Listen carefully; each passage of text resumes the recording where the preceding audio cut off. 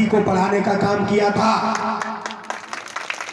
तो हमारी नारी शक्ति कभी भी कहीं भी किसी भी तरीके से कमजोर नहीं है। जब भी हमारे देश को, हमारे समाज को, हमारे लोगों को जरूरत पड़ी है तो हमारी नारी शक्ति ने सबसे पहले कदम बढ़ाया है। और मैं आप लोगों को बता दूं कि आप लोग कहते हैं कि हमारे लोग जो हैं डरते हैं कि मैं अपनी बेटी को अगर जवान हो गई है पढ़ने भेजूंगा तो उसकी तरफ लोग नजर गंदी डालेंगे। गलत तो नहीं कह रहे? ऐसी सोच है लोगों की, हमारे समाज के लोगों की या नहीं है? आप अपनी सोच को बदलो, अपनी बच्ची को अच्छे संस्कार दो कि बेटा जो आज तुम्हारी तरफ गंदी नजर डालते हैं, जिस दिन तुम्हारे कंधे पे 2 या 3 स्टार लगे होंगे ना, उस दिन ये पगडंडी पकड़ के भाग जाएंगे। तो अब आप अपनी बच्चियों को इस काबिल बनाइए कि किसी भी हैवान की, अपनी बच्ची का इतना कद बढ़ा दो कि किसी भी हैवान की, किसी भी सामंतवादी की नजर उस पर उठने से पहले नीचे झुक जाए।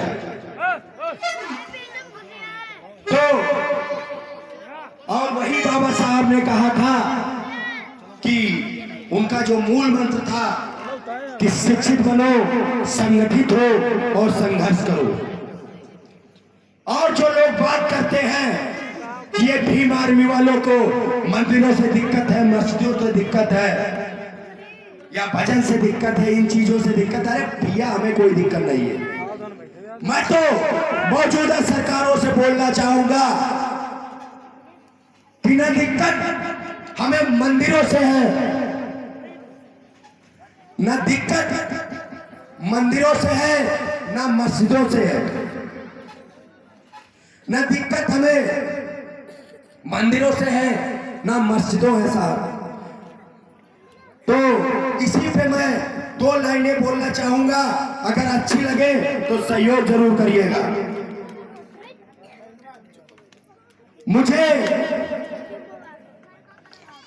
दिक्कत ना मंदिरों से है ना मस्जिदों से है, तो उसके लिए बोलना चाहूंगा कि ना मंदिरों की बात हो, ना मस्जिदों की बात हो, ना मंदिरों की बात हो, ना मस्जिदों की बात हो, जनता बेरोजगार है साहब,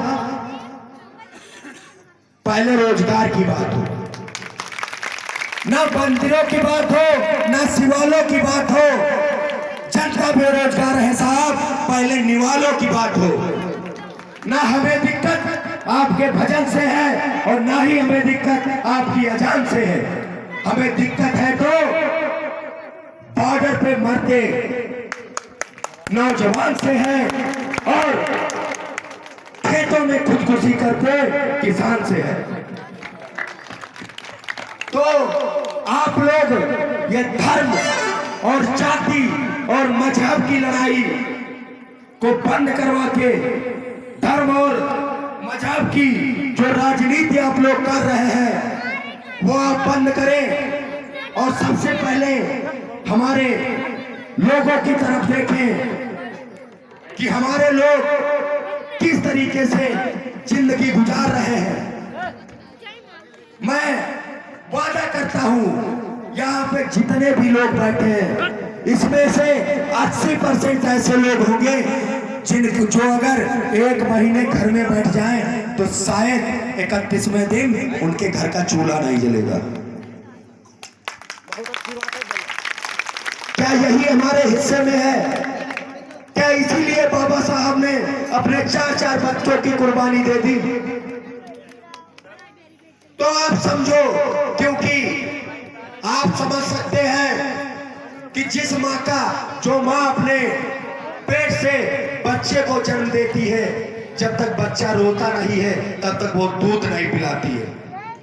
जब तक हम सड़कों पे नहीं उतरेंगे, हम इनके खिलाफ आवाज नहीं उठाएंगे, तब तक इन्हें क्या पता चलेगा कि हमें क्या चाहिए। हमें अपने हिस्से का रोजगार चाहिए, हमें अपने हिस्से का रोटी का टुकड़ा चाहिए, हमें अपने हिस्से की कुर्सी चाहिए और हमें अपने हिस्से का मान सम्मान और स्वाभिमान चाहिए। और जिस दिन हमारे बहुजन समाज के लोग इस बात को समझ गए और आज आप देख रहे होंगे सिर्फ 10% लोग अम्बेडकरवादी है। मैं आप बात करते हैं 85% की, मैं बात करता हूं सिर्फ 50%।